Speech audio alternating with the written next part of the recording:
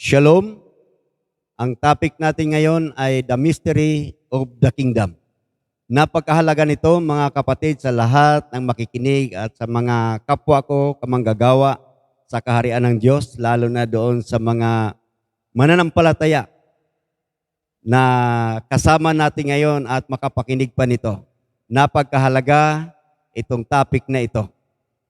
Simulan natin, sabi doon ni Apostol Pablo sa aklat ng unang Korinto, Kabanatang 2, versikulo 9, na ang sabi doon, hindi pa narinig ng tainga, hindi pa nakita ng mata, at hindi pa sumagi sa isipan ng tao na mayroong inihanda ang Diyos sa mga umiibig sa Kanya.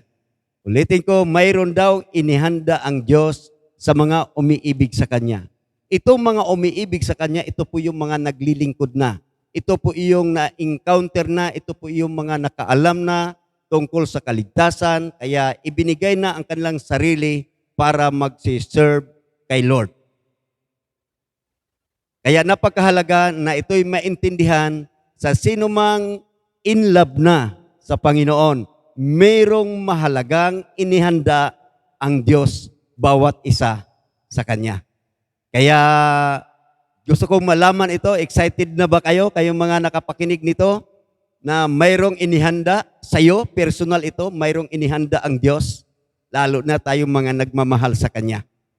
Kaya hindi ko na patatagalin, walang ibang inihanda ang Diyos sa atin bilang mga lingkod, bilang mga tinubos niya. Niligtas ng Panginoong Jesucristo. Walang ibang inihanda sa atin, sabi ng Panginoong Hesus. Sabi doon sa Matthew chapter 25, verse 34, na ang sabi doon, kayong mga nasa kanan, pumasok na kayo at manahin ninyo ang inihanda ng inyong Ama bago pa likhain ang sanlibutan. Ibig sabihin, pumasok na kayo sa kaharian na inihanda ng inyong Ama bago pa likhain ang sanlibutan. Ibig sabihin, walang ibang inihanda ang Diyos sa atin, kundi itong kaharian. Itong kaharian na ito sa simula pa, bago pa likhain, ang sabi doon, bago pa likhain ang sanlibutan. Ibig sabihin, wala pa ang tao, ang inihanda ay kaharian na.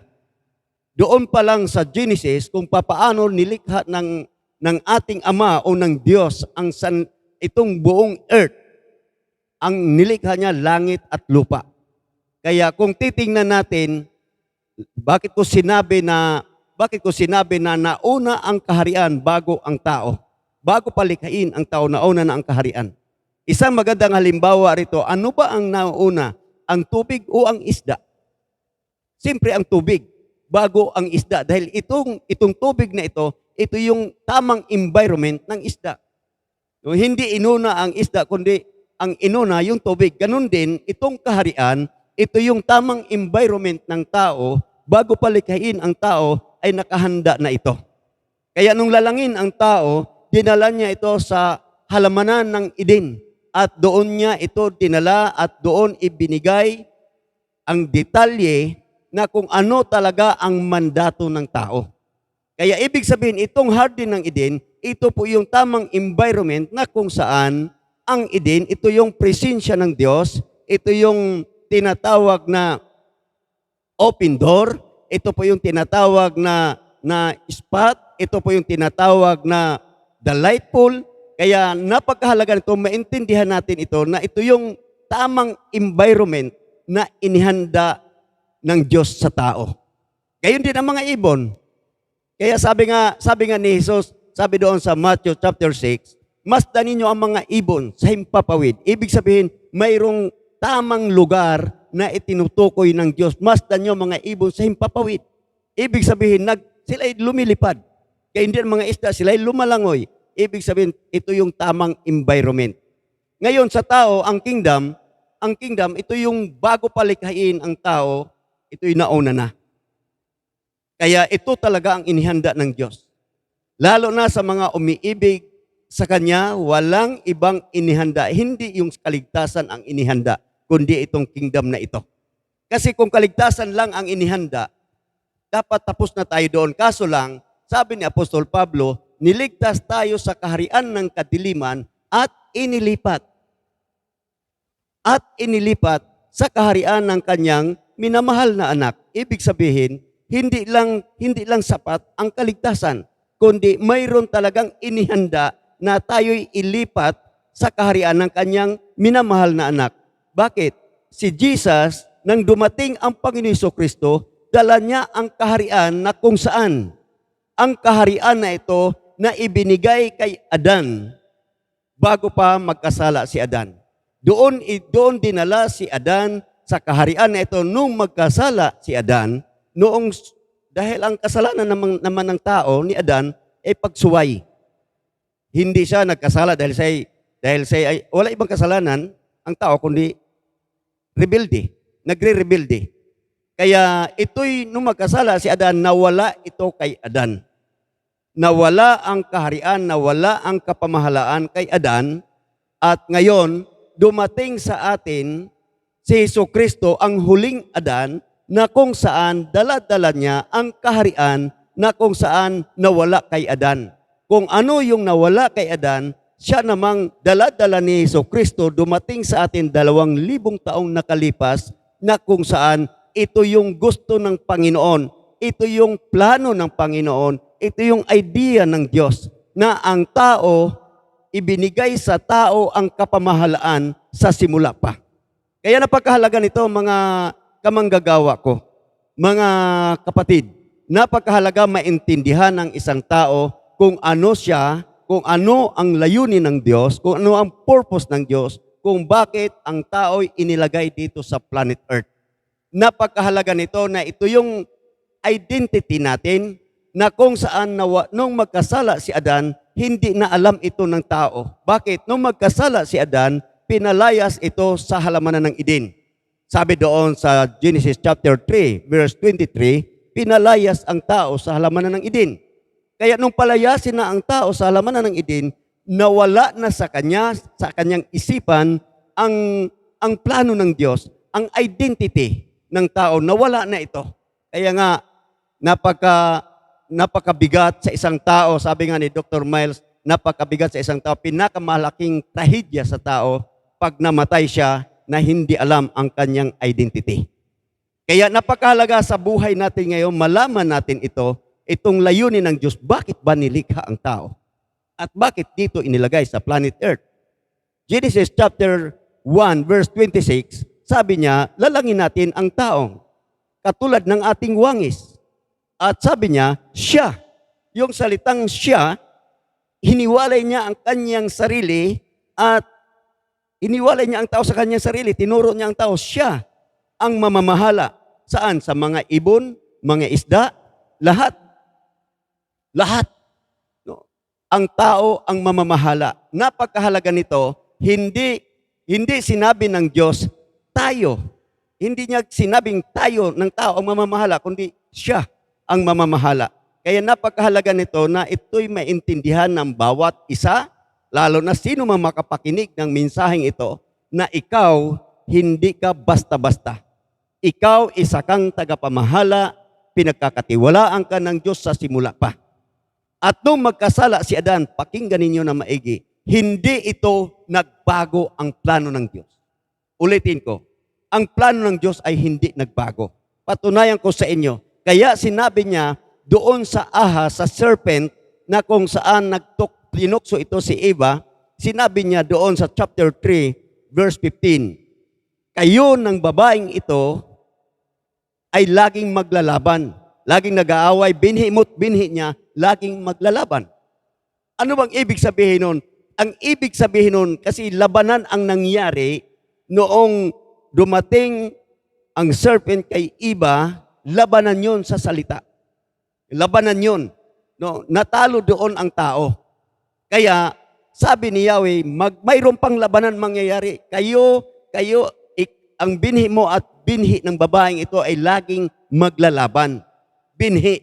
Kaya napakahalaga, isang palatandaan na hindi na bago ang plano ng Diyos, isang palatandaan na itutuloy niya talaga ang plano ng Diyos sa tao, na bilang tagapamahala dito sa planet Earth.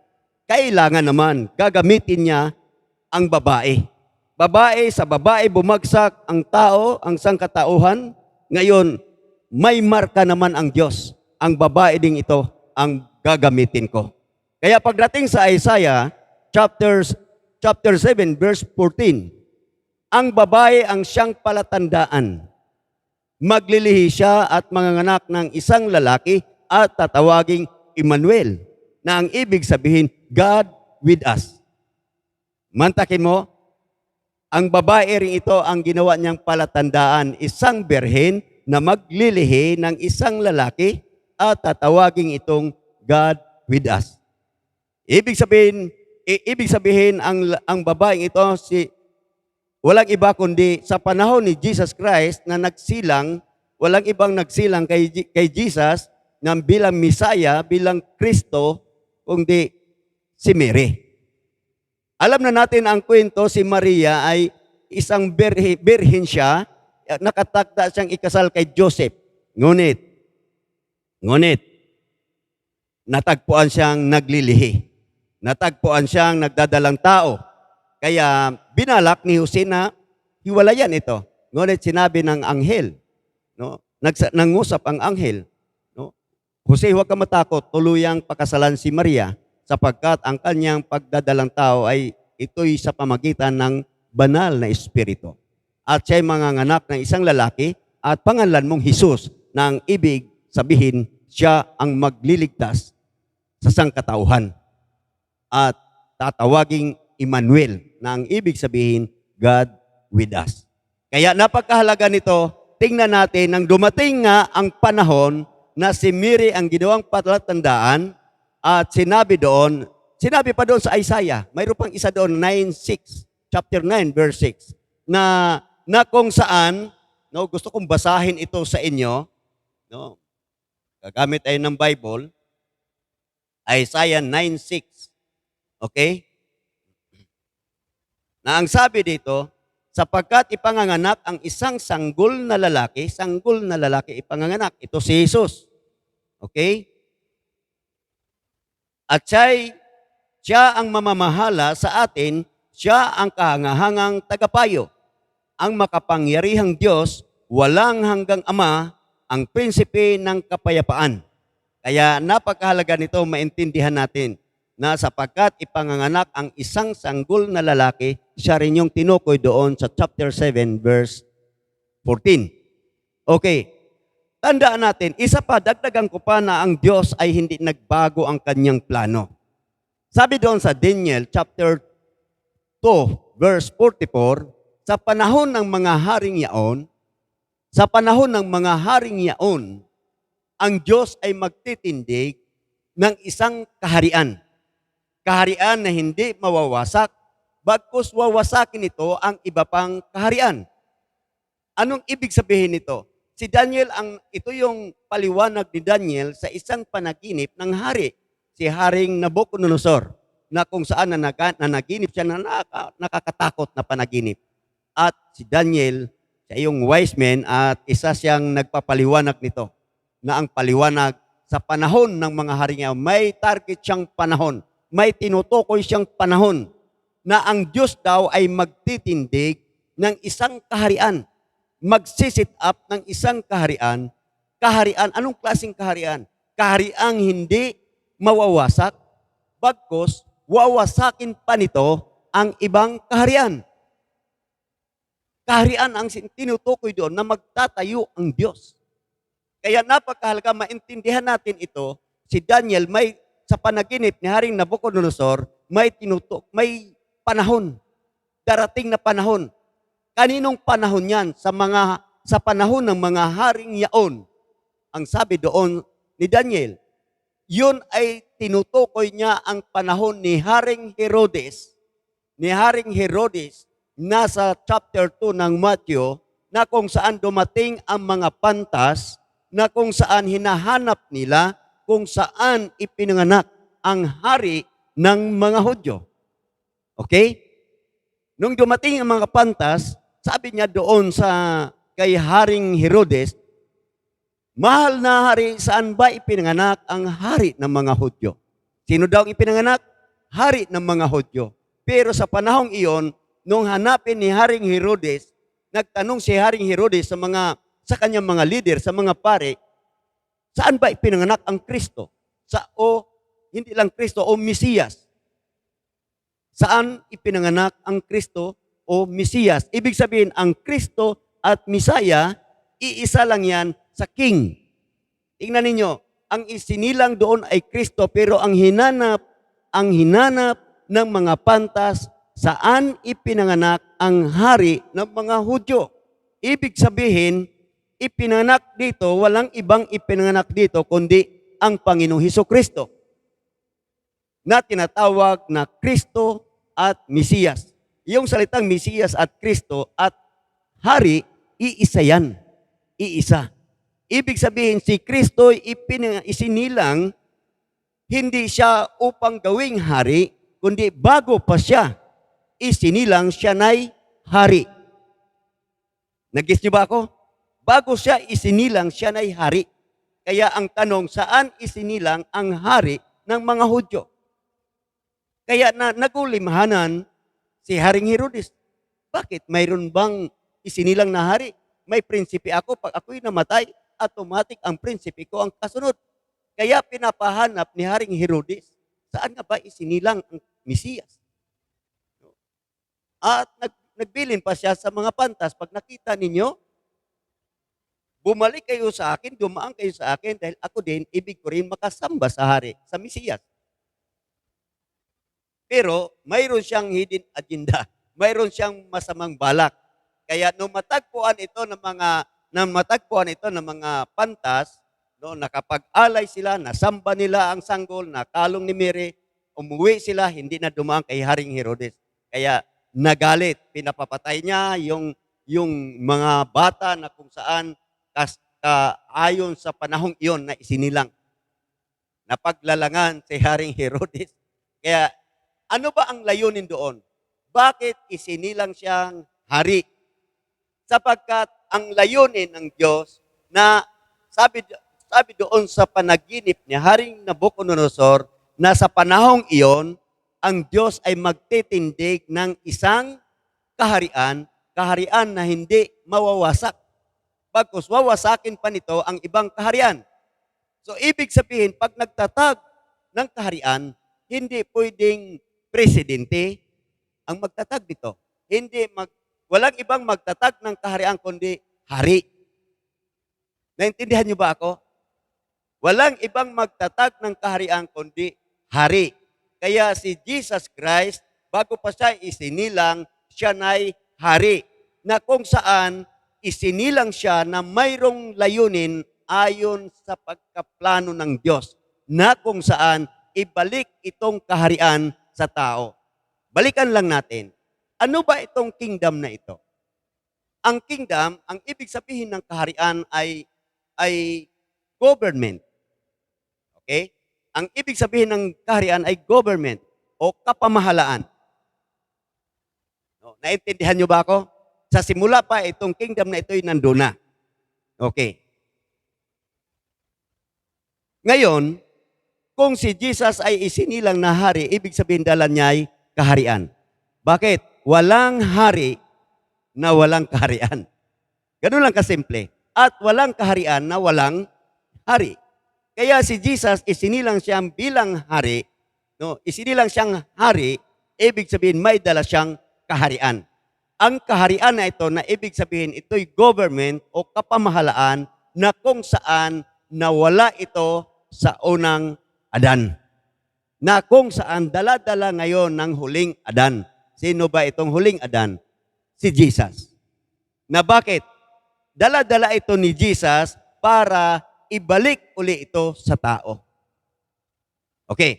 Kung ang kingdom ay government, sabi doon sa Isaiah 9:6, ang kanyang pamamahala ay nasa kanyang, pasanan niya ang kanyang pamahala. Ibig sabihin, ang sabi doon, for to us a child is born, to us a son is given, and the government will be on his shoulder. Ang gobyerno ay nasa kanyang balikat. Ano na sa kanyang balikat? Government. Na ito yung ibig sabihin kapamahalaan. Sa ibig sabihin pa nito yung kingdom o kaharian. Iisa lang yan. Kaya kung nasa balikat niya itong government na ito o kingdom na ito, ibig sabihin automatic siya ang tagadala nito. Kaya siya'y hari. Hindi pwedeng magdala nito kundi hari. Naintindihan niyo ba ako? Kaya pansinin natin, nang dumating ang takdang panahon, saktong panahon na kung saan ito yung naging guro, no? Naging guro si Jesus, no? Tinatawag na siyang guro, ibig sabihin approve na, nasa insaktong edad na siya. Nung mangaral ang Panginoong Hesukristo, first message ni Jesus. Ano ba ang first message ni Jesus? First message ni Jesus, repent for the kingdom of heaven has arrived. Magsisi kayo at talikdan ang inyong mga kasalanan sapagkat nalalapit na ang paghahari ng Diyos. Walang ibang message si Jesus kundi patungkol sa paghahari ng Diyos. Kaya napakahalaga maintindihan natin ito. Kung gaano kahalaga ang message na ito. Walang ibang good news na dala si Jesus kundi kingdom. Ito yung dahilan ng pagkasugo sa Kanya. Kaya pinapahalagahan ng Panginoong Hesukristo itong pagkasugo sa Kanya na muling itatag ang kaharian dito sa tao, dito sa earth. Kaya gaano ba ito kahalaga? Pansinin natin, sabi doon sa Luke 14, no, sabi doon na ang mga tao, sabi kay Jesus na, Guro, tumigil ka muna dito. Pumirmi ka muna dito. No? Gusto kong basahin natin yan. Pahalagahan natin ito. Bakit? Kasi sinasabi kong mahalaga sa Panginoon ang message ng kingdom. Luke chapter 4. No? Luke chapter 4. Nang mag-uumaga na, umalis si Jesus at nagpunta sa isang ilang na pook. Hinanap siya ng mga tao at nang matagpuan ay pinakiusapang huwag mo nang umalis. 43, subalit sinabi niya, dapat ko ring ipangaral sa ibang bayan ang mabuting balita tungkol sa paghahari ng Diyos.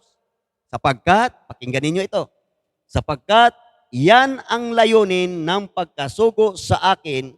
Yan ang layunin ng pagkasugo sa akin. Hindi siya napigilan ng mga tao na pumirmi sa isang lugar na yon.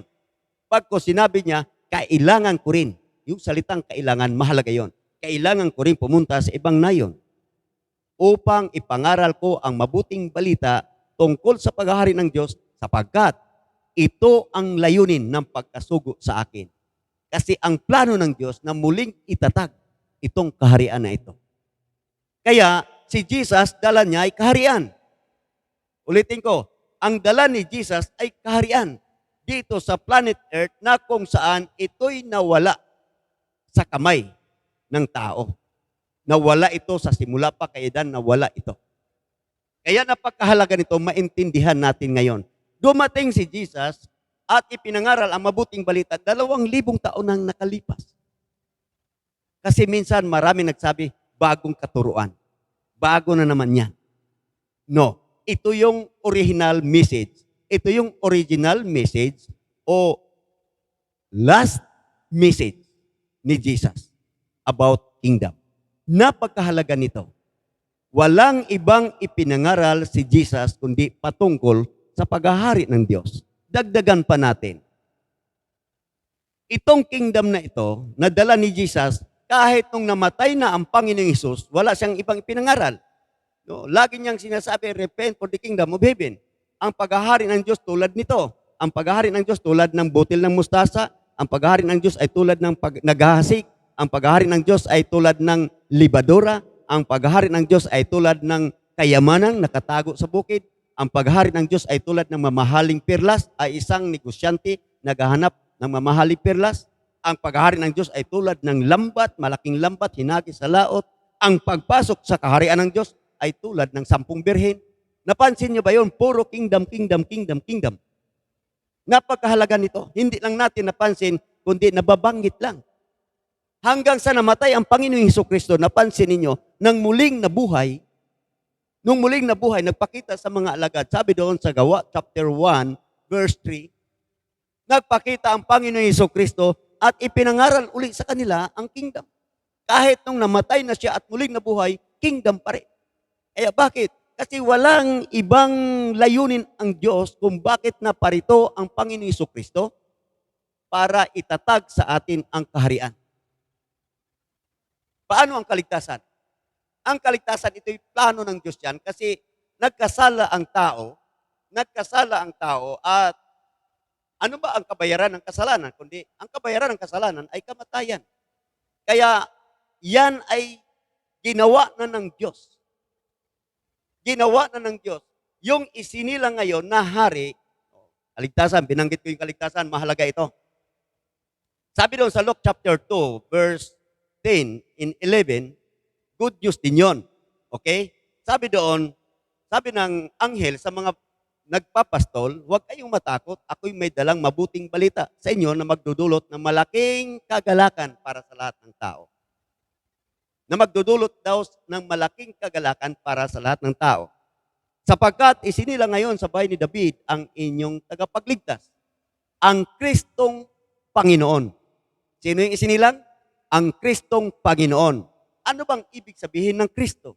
Ang ibig sabihin ng Kristo ay hari. At ano naman ang ibig sabihin ng Panginoon? Lord. Anong ibig sabihin nito? Owner. Yun ang ibig sabihin. Ibig sabihin, yung ipinanganak sa panahong iyon, sa Bethlehem, ay Kristong Panginoon. Ibig sabihin, hari na nagmamay-ari ng ating buhay. Walang ibang magtubos sa atin, kundi yung nagmamay-ari. Tayo, ang lumikha sa atin ay ang Diyos. Siya yung nagmamay-ari ng ating buhay. Galing sa Kanya ang buhay natin. Matindi ito. Hiningahan tayo sa ilong at nagkaroon ng buhay. Galing sa Kanya, kaya pag-aari tayo ng Diyos. Kaso lang, nagkasala ang tao. Kaya kailangan magkaroon ito ng kabayaran. Ang kabayaran ng kasalanan ay kamatayan. Dati, ang tao, pag naghahandog, mayroong handog ng pangkasalanan, magdadala sila ng mga hayop. Alam nyo, mga kapatid, kung hindi na bago ang sistemang ito, no? Kung hindi na bago yon, palagay ko yung mga churches ngayon, parang slaughter. Parang slaughter. Kaya mabuti na lang, dumating ang Panginoon Hesukristo na tinatawag na kordero ng Diyos na mag-aalis sa ating mga kasalanan. Siya yung kordero na kung saan para mabayaran ang ating mga kasalanan. Isa para sa lahat. Isa para sa lahat. Ginawa niya ito para maging madali sa atin. Kaya ang Panginoong Hesukristo, yung nagkatawang tao siya, yan ay pangtubos, pangbayad, no? Ransom. Kasi hindi tayo makabalik sa kaharian hanggat hindi tayo matubos. Parang nakasangla tayo sa punsyap. No, halimbawa, mayroon kang itong relo ko, isasangla ko ito sa punsyap, buhana. Pag isangla ko ito sa punsyap, iiwan ko sa punsyap yan at bibigyan ako ng dokumento na yan ay pag-aari ko ngunit nakasangla. Kailangan bilang may-ari, hindi mo ito pwedeng tubusin. Walang ibang magtubos nito maliban ako. Kasi ako ang may-ari. Naintindihan niyo ako? Kaya tayo, bilang pag-aari tayo ng Diyos, ngayon, walang ibang magtubos sa atin. Pero napakatindi.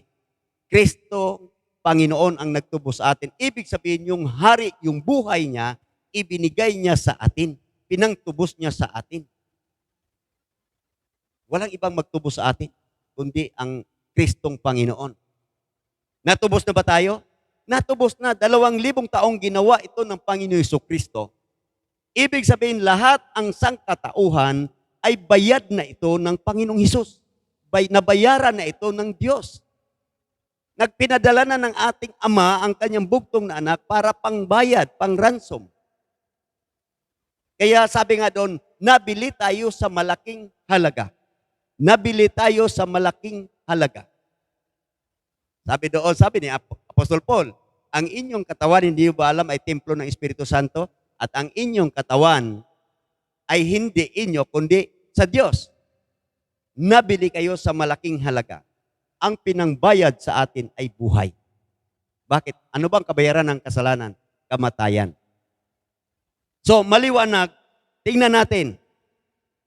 Hindi lang tayo mag-stack up doon sa salvation. Mismo si Apostol Pablo, sabi niya sa Colossus 1:13, niligtas tayo, binili tayo, binayaran tayo sa kaharian ng kadiliman. Saan? Kaharian ng kadiliman. At inilipat sa kaharian ng kanyang minamahal na anak.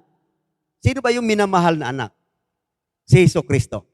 Na kung saan mayroon siyang dalang kaharian na lahat ng kanyang tinubos na ito'y lilipat sa kaharian.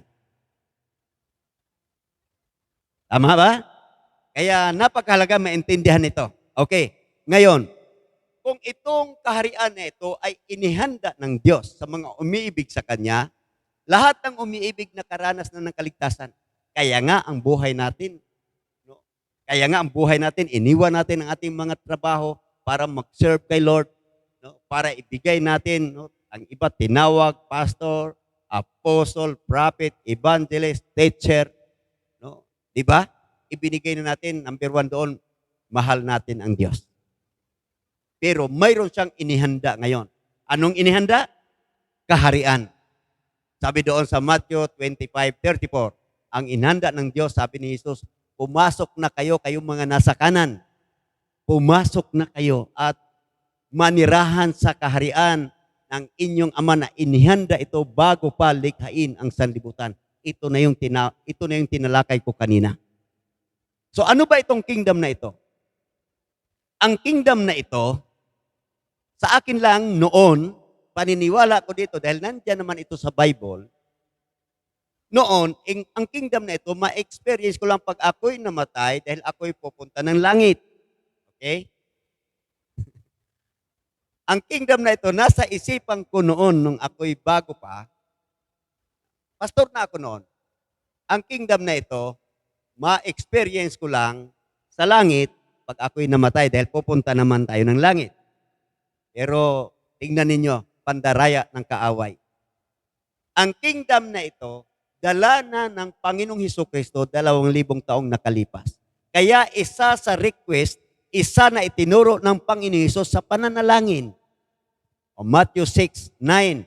Pag kayo'y mananalangin, ganito, Ama naming nasa langit, sambahin ang ngalan mo. Verse 10. Dumating nawa ang iyong kaharian at masunod ang iyong kalooban dito. Dito. Sa lupa, gaya ng nasa langit. Ibig sabihin, masunod ang iyong kalooban dito sa lupa, gaya ng nasa langit. Ibig sabihin, ang dala ng Panginoong Jesucristo ay kaharian na nandito ngayon sa earth na nagpa-function ito, na marami pang hindi nakakaalam sa lahat ng mga tinubos na, sa lahat ng ligtas na, in love na kay Lord, na hindi pa ito nalalaman. Ito yung malaking mystery. Ang ibig sabihin ng mystery, halimbawa, nasa lamisa, mayroong pagkain dyan na nakatakip.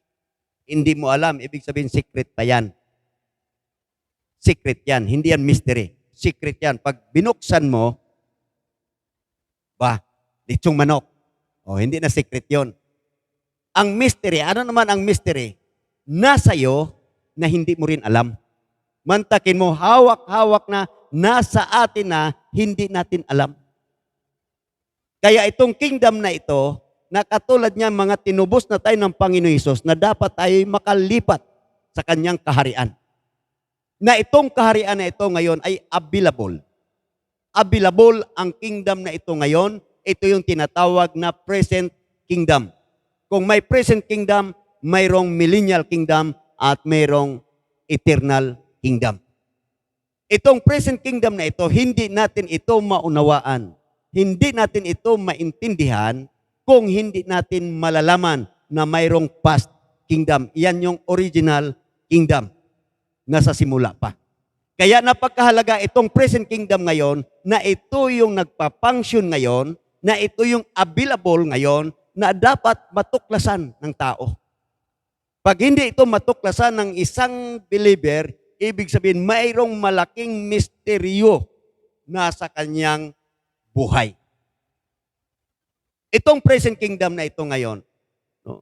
Ang sabi doon, may nagtanong kay Jesus, mga parasiyo, Guro, kailan ba itatatag ang kaharian ng Diyos? Nasa Luke chapter 21 ako. No, tingnan natin, Luke chapter 17, Luke chapter 17, okay? Na kung saan mayroong nagtanong, okay? Sa 20, minsan si Jesus ay tinanong ng mga parasiyo kung kailan itatatag ang kaharian ng Diyos. Sumagot siya, ang pagsisimula ng paghahari ng Diyos ay walang makikitang palatandaan. Ang sagot ng Panginoong Hesus, ang pagsisimula ng paghahari ng Diyos ay walang makikitang palatandaan.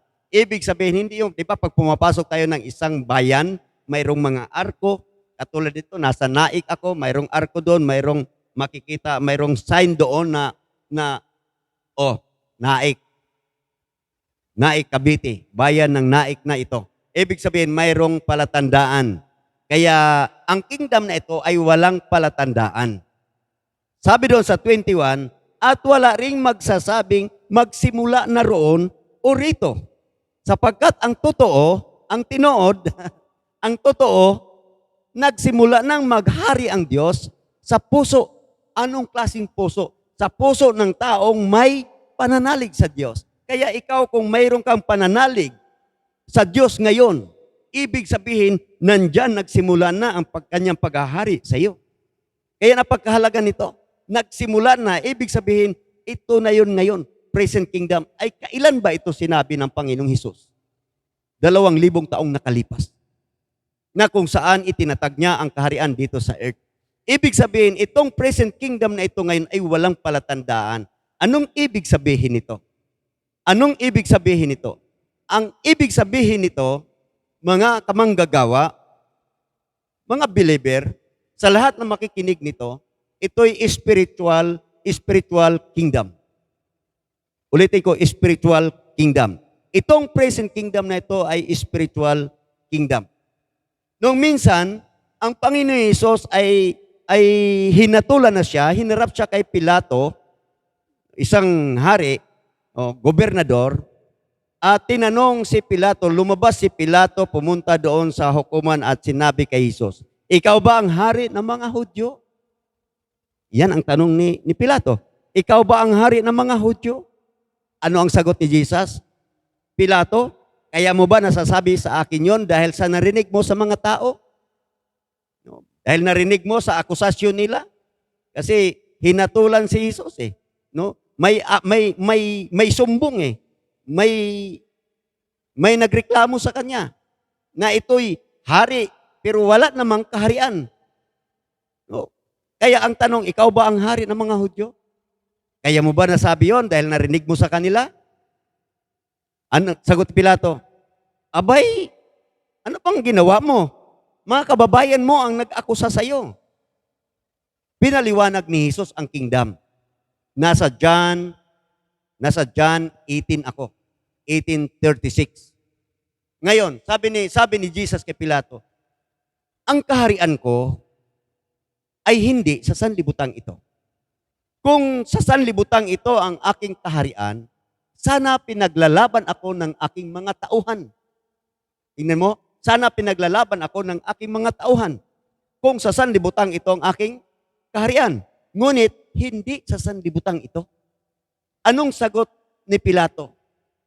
Ibig sabihin, ikaw ay hari.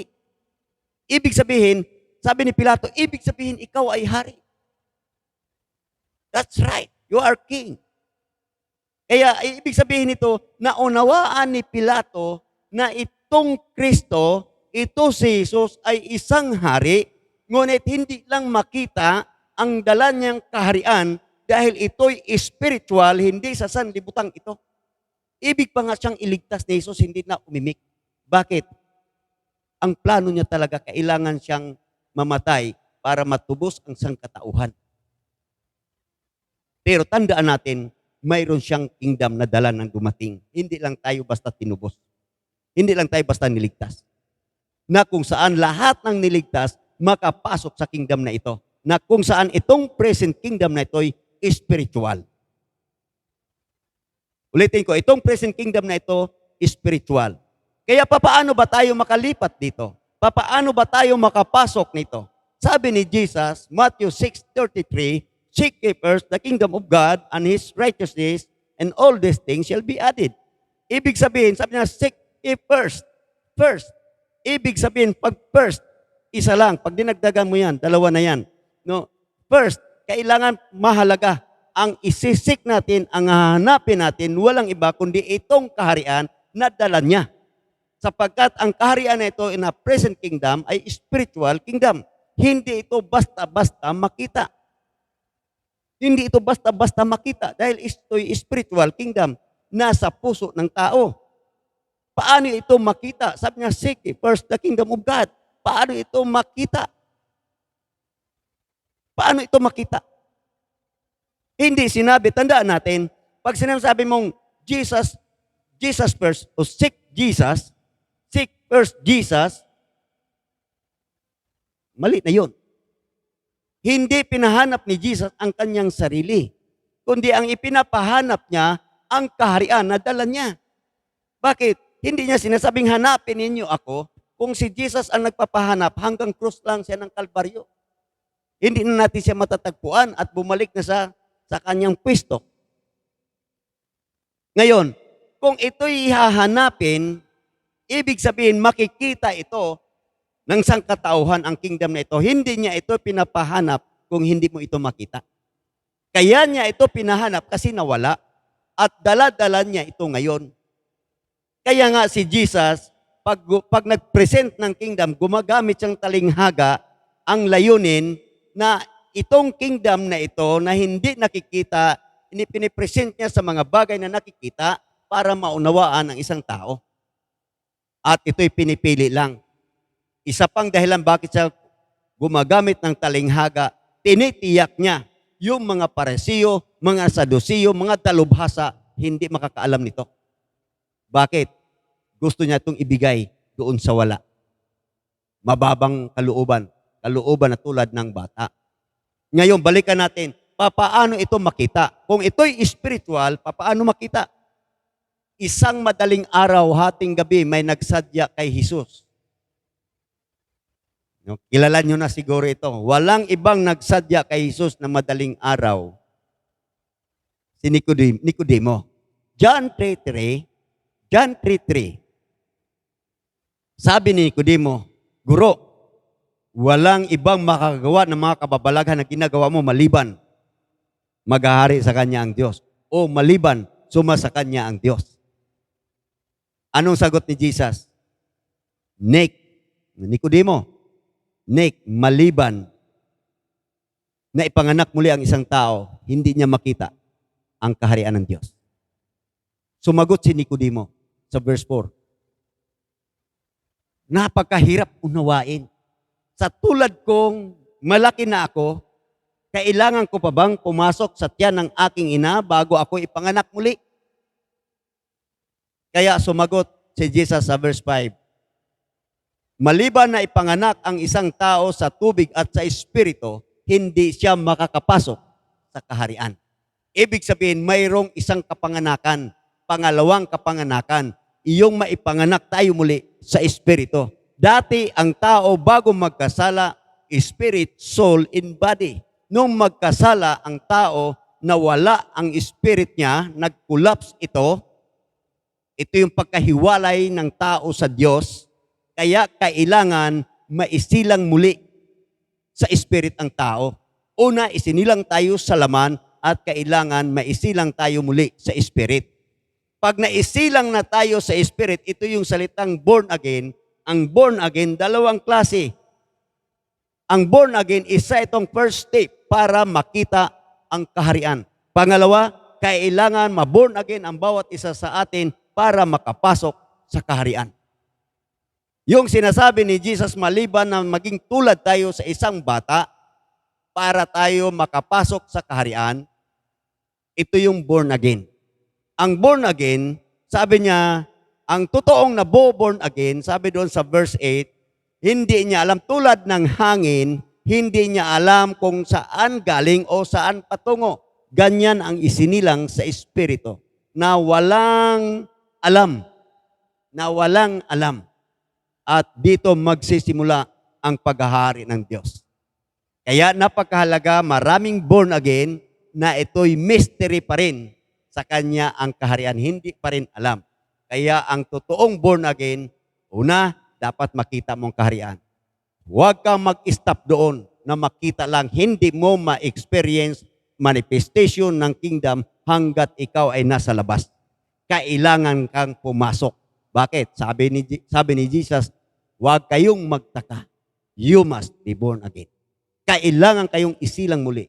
Bakit? Ito yung first step para tayo'y makapasok sa kaharian. Pag napasok natin ang kaharian, pag naintindihan nyo ito, yung salitang seek first, yung salitang seek, unawain, aralin, magbigay, mag-effort kayo dito, wala tayong ibang aaralin kundi kingdom. Wala tayong ibang aaralin kundi kingdom. Naintindihan niyo ba ako? Dito na ako magtatapos. Noong mangaral si Jesus, sabi doon sa Matthew 11:28, lumapit kayo sa akin, kayo nabibigatan ng inyong mga pasanin. Yung salitang pasanin, ibig sabihin mayroong inaatang sa balikat. Bibigyan ko kayo ng kapahingahan. Kapahingahan ng inyong kaluluwa.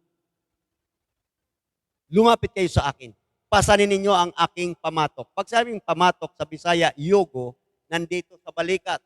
Kanina, ano ang nasa balikat ni Jesus? Sa Isaiah chapter 9, verse 6, nasa kanyang balikat o nasa kanyang shoulder ang government. Kaya sabi ni Jesus doon sa mga tao, nangangaral siya, pasanin ninyo ang aking gobyerno. Pag sabing government, ibig sabihin kingdom o kapamahalaan, pasanin ninyo ang aking kaharian. Ibig sabihin yung nakita niyang mga tao, may pasan-pasan din. Lumapit kayo sa akin, bibigyan ko kayo ng kapahingahan. Bakit? Mayroon silang pasanin. Ang tao mayroong pasanin din. Ano ito? Government din ng sanlibutan. Dahil ito yung kingdom ng kaharian ng sanlibutan. Bakit? Mayroong dalawang kingdom na nagpapunction ngayon dito sa sanlibutan. Kingdom of darkness and kingdom of light. Ito yung kingdom na dala ni Jesus Christ. Ngayon, kung ito yung kingdom, ito yung government, sabi ni Jesus, pasanin ninyo ito. Ibig sabihin, magpalit tayo ng kapamahalaan. Huwag na tayo magpapadaya ni Satan. Pag nakuha natin ang kingdom na ito, magkaroon tayo ng kingdom understanding. Paano ito magkaroon ng kingdom understanding? Sabi ni Jesus, pasanin ninyo ang aking pamatok at mag-aral kayo sa akin. Anong sabi ni Jesus? Mag-aral kayo sa akin. Itong problema sa marami, pinag-aralan si Jesus. Pinag-aralan si Kristo. Pati pa ako sa krus, pinag-aralan, kinukuha ko anong haba. Pero sabi ni Jesus, mag-aral kayo sa akin. Kaya yung paglipat sa kaharian, kailangan dito na ma-impormasyon. Bakit? Lumaki tayo sa kaharian ng kadiliman, hindi natin ito alam. Kaya iyong paglipat, Colossus 1:13, ligtas na tayo, tapos na yung kaligtasan na yun, kailangan lang natin ngayon i-work out na ito. I-work out na ito. Isa pang bersikulo, may nagtanong kay Jesus, Luke chapter 13. No, gusto kong basahin ito. Luke chapter 13. Luke chapter 13. Okay. 23. May isang nagtanong sa kanya, Ginoo, kakaunti po ba ang maliligtas? Sumagot ang Panginoong Hesus sa 24.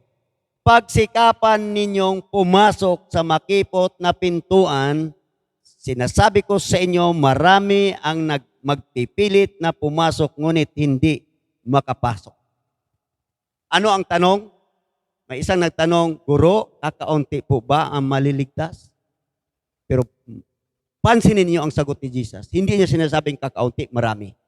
Ang sinagot niya, pagsikapan ninyong pumasok sa makipot na pintuan. Ibig sabihin yung pagpasok, kailangan individual. Hindi ito easy-easy. Pagsikapan mo.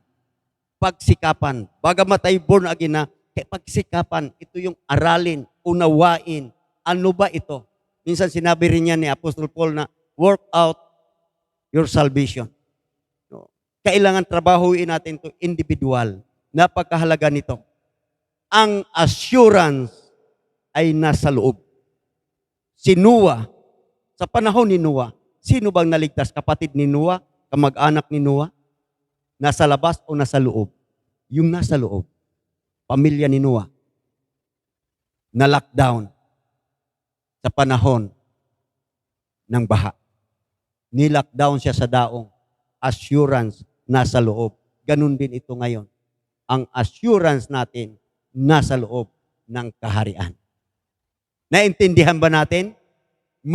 Magandang balita ito para sa atin. Kung naintindihan natin ito, hindi na ito mystery, kundi mamamayan na tayo ng kaharian, marami tayong matutunan, no? Galugarin natin ang loob ng kaharian. Maraming salamat. Lalo pa tayong pagpapalin lahat ng pabor ng hari, mapapasa sa atin. Kingdom blessing.